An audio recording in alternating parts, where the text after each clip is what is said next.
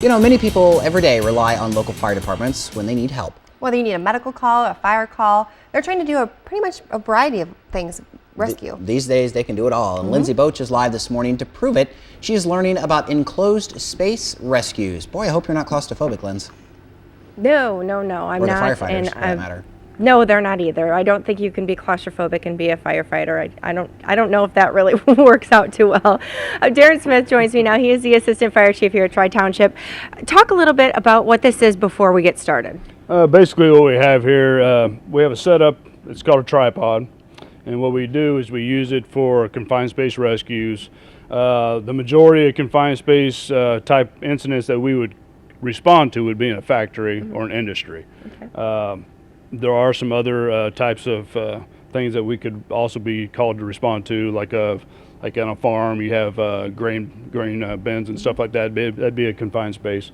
Basically, what we're doing is we have a victim down there. We're going to simulate going down. We're not going to simulate the victim. We're going to go down. We're going to attach, bring the victim out, and then we'll bring the rescuer out.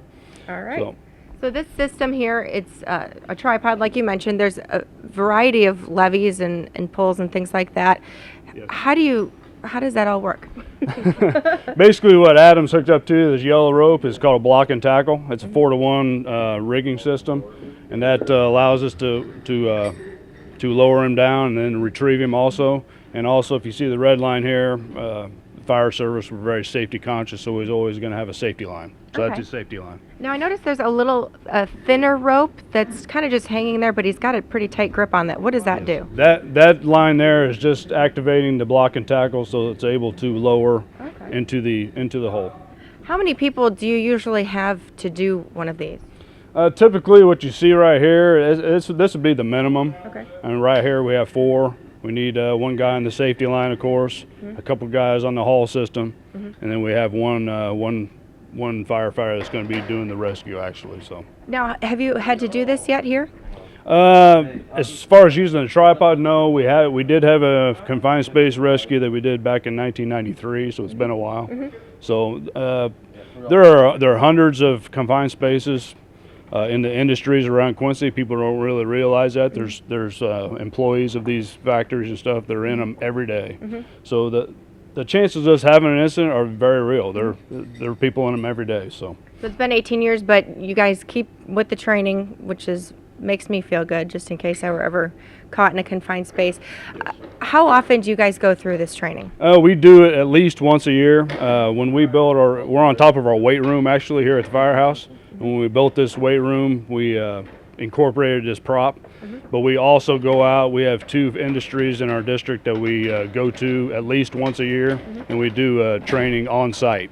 So, and that makes it very realistic when we get to do it on site. I bet. So. Now here comes the victim, and now what would happen after this? Basically, we're just bringing them up in a Stokes basket, and we're going to unhook him. And then we'll lower our rigging back down to retrieve Adam. All right, there you go.